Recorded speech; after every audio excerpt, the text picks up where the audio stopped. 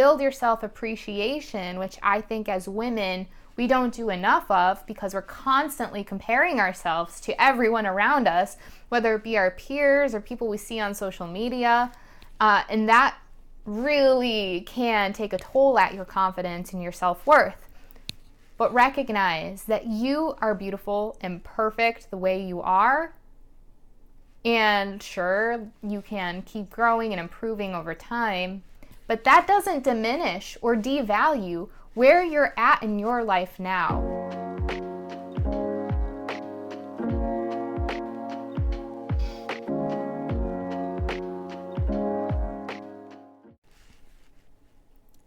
Hello everyone, my name is Francesca, and if you're new here, welcome to the Franny Pack. This series is called the Burnout series, and this is going to be the very first episode of the Burnout series. They're probably going to be a little bit shorter of videos because I just wanted to give some tips and advice and things that I've learned from other resources just about burnout and how to manage different types of lifestyles. I've noticed that as I progress through my life, there are a ton of different types of responsibilities. Notice that as soon as I kind of get a hold of things and I'm like, okay, I've got this down, I'm scheduling exactly the way I'm supposed to be, I am doing everything I am supposed to be doing, and then all of a sudden, and I feel totally lost again.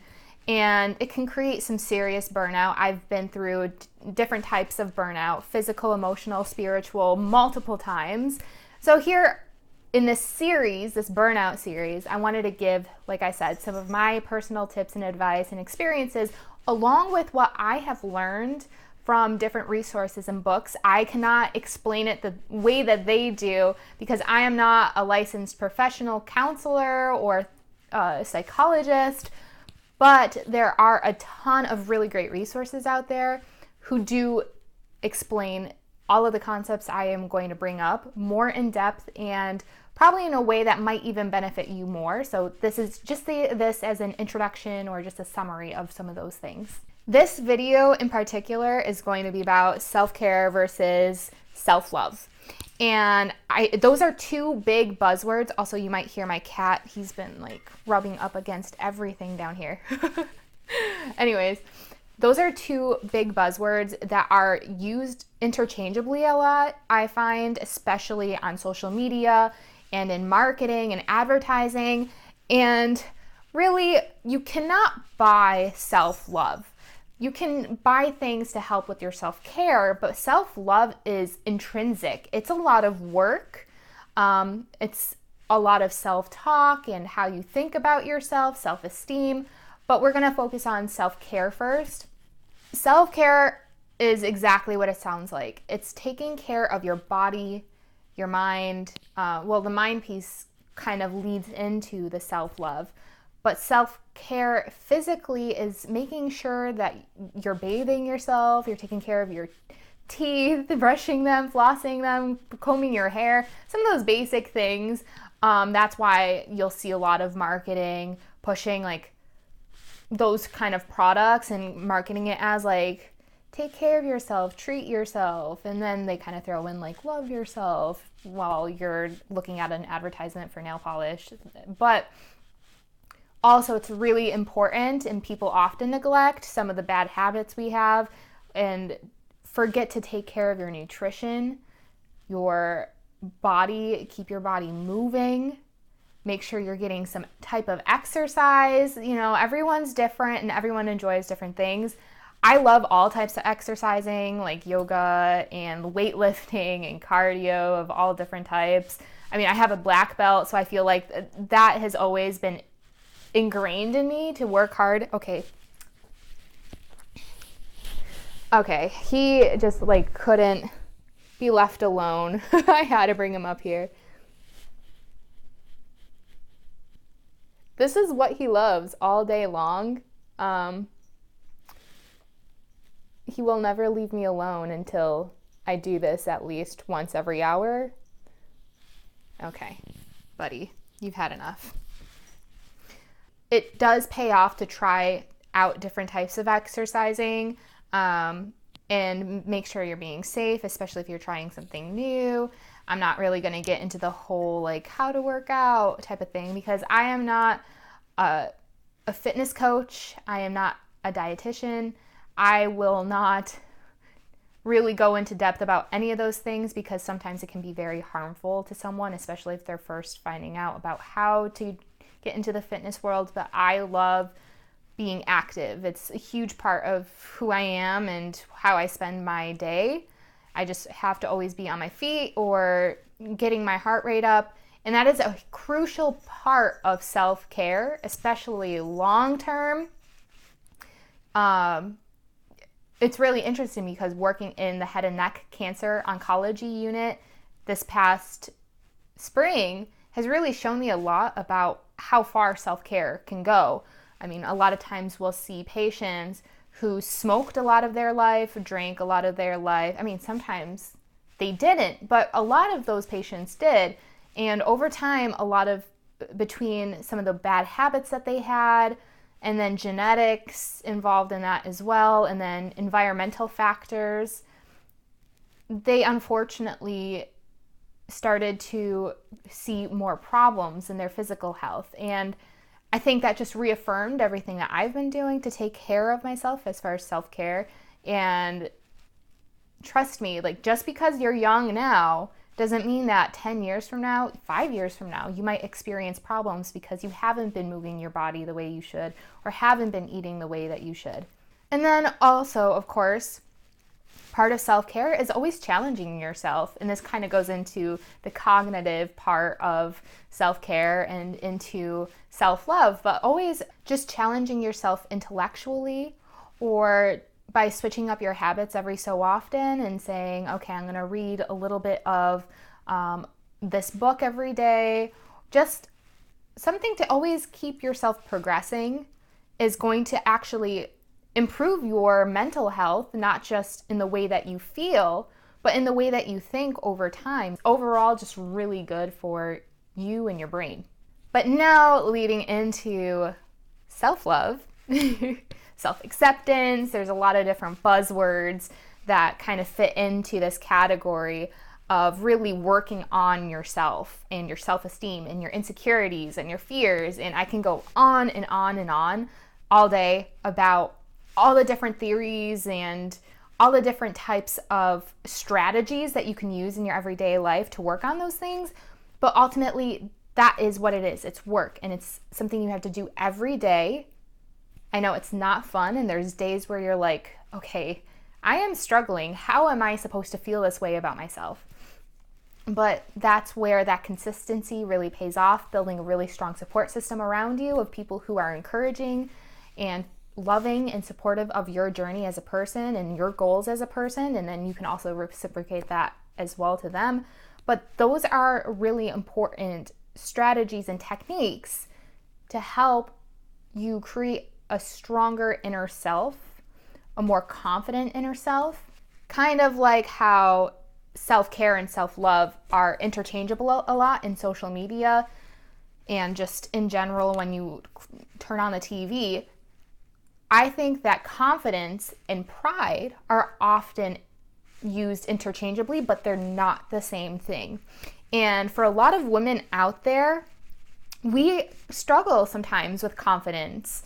And we're told to be proud in ourselves. And it's okay to feel proud of yourself for certain accomplishments and whatnot. But a lot of that sometimes comes from external sources. It's so much harder to feel confident in yourself despite everything else going on around you, despite rejection, despite being ignored, despite getting negative feedback or negative comments. It's really hard to build that resilience and say, you know what, I still feel good in myself. These comments, there might be some truth to them, but at the end of the day, I still love myself and accept myself for all of my faults, and I know that I'm going to grow and continue to change as a person. And that is exactly where you should be, but it's better said, it's easier said than done. It can be really hard to adapt that mindset, but it does come over time. And you're going to have bad days. You're going to have the worst days where you just don't feel like you can move or you can do anything, and that's okay. But also know that you are going to have good days as well, where everything is going right and the world is for you. And you just have to take those bad days with the good and know that today is a terrible day. Tomorrow might also be a terrible day, but I will get through those days. And after that, it's going to get so much better. And some of those self-talk techniques really do help. I know a lot of people talk about positive affirmations.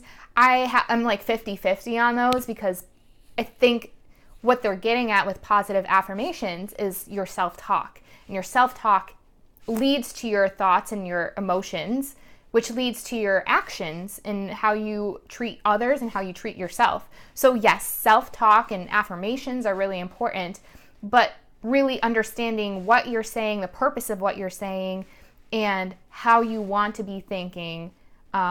I can get into this all day, but I'm not going to bore you with all of that, because like I said, there are a lot of resources who focus on thought work. That's considered thought work. And like life coaches really know how to describe that a lot better. So if that's like a concept that's new to you or that you're interested in, I would highly suggest looking into resources about thought work. Part of the self-acceptance and self-love journey, especially when it comes to burnout, is we notice when we're starting to feel fatigued. Maybe we're starting to make mistakes that we normally would have never made. And I have been there. I have 100% been there, where I start to forget things because I have been managing so many other responsibility. I'm like, oh, you know what? I wrote this down and I totally forgot about it. Or someone told me something and 2 seconds later, I already forgot. So that is a signal to me to take a step back, like, whoa, slow down. What do I need to do right now to take care of my mind, my body, my spirit, to make sure that I am ready to be present for that next moment? I think where a lot of people get stuck is you notice these faults and then you shame yourself for them, because I might not describe it exactly correctly, but we all have this negativity bias, and it's part of our evolution as humans to notice problems or notice when something's not going right. And some people are better at picking up those problems than others, but that negativity bias was really crucial throughout humanity to survive. Like if you think back in the caveman days, where we really had to rely on being cautious and calculating our risks in order to survive, it was really important to have that skill of noticing problems and noticing when something's not right so that we could fix it, or you can run the other direction so you can live.